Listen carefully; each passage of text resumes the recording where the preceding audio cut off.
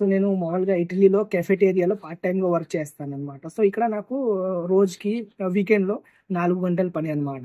So in case అప్పుడప్పుడు customers ఎక్కువ వచ్చేస్తారు. సో నేను 4 గంటల కన్నా ఎక్కువ చేశాననుకోండి, ఫర్ ఎగ్జాంపుల్ 1 అవర్ ఎక్కువ చేశాననుకోండి. సో ఆ 1 అవర్‌లో మనకి ఎక్స్‌ట్రా పే ఇస్తారు ఈళ్ళు. ఎక్స్‌ట్రా అంటే ఫర్ ఎగ్జాంపుల్ నాకు గంటకి €10 అంటే రూ. 1000 గంటకి రూ. 1000 అనుకోండి. సో నేను 4 గంటలు పని చేసేసా ఈ రోజుది. సో నాకు 4000 ఇచ్చేసారు. ఇన్ కేస్ నువ్వు ఒక గంట ఎక్స్‌ట్రా చేసావు కదా! సో ఆ ఎక్స్‌ట్రా చేసినందుకు రూ. 1000 ఇవ్వరు. ఎక్స్‌ట్రా ఇస్తారు. అంటే 20% గాని, 30% ఎక్స్‌ట్రా ఇస్తారు. అంటే 1200 గాని, 1300 ఆ ఎక్స్‌ట్రా‌కి ఇస్తారు. అదే మీరు వీకెండ్‌లో ఫర్ ఎగ్జాంపుల్ సాటర్‌డే, సండే ఎక్కువ పని చేస్తే ఇక్కడ 50% ఎక్స్‌ట్రా ఉంటుంది. ఫర్ ఎగ్జాంపుల్ మీకు నాకు రూ. 1000 కదా గంటకి. సో వీకెండ్‌లో నేను ఎక్స్‌ట్రా చేస్తే 1500 ఇస్తారు గంటకి. అది నైట్ షిఫ్ట్ అనుకోండి. నైట్ షిఫ్ట్ మీ టైం అయిపోయింది. ఎక్స్‌ట్రా పని చేస్తే మీకు ఇంకా ఎక్స్‌ట్రా మనీ ఇస్తారు.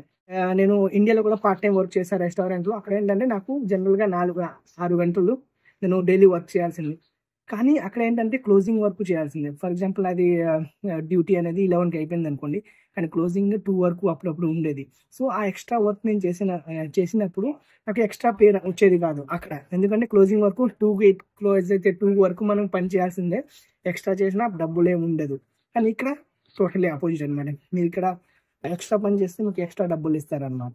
అంటే జస్ట్ మీకు షేర్ చేస్తున్నాను. ఇక్కడ ఎలా వాళ్ళు రెస్పెక్ట్ ఇస్తారు, ట్రీట్ చేస్తారు.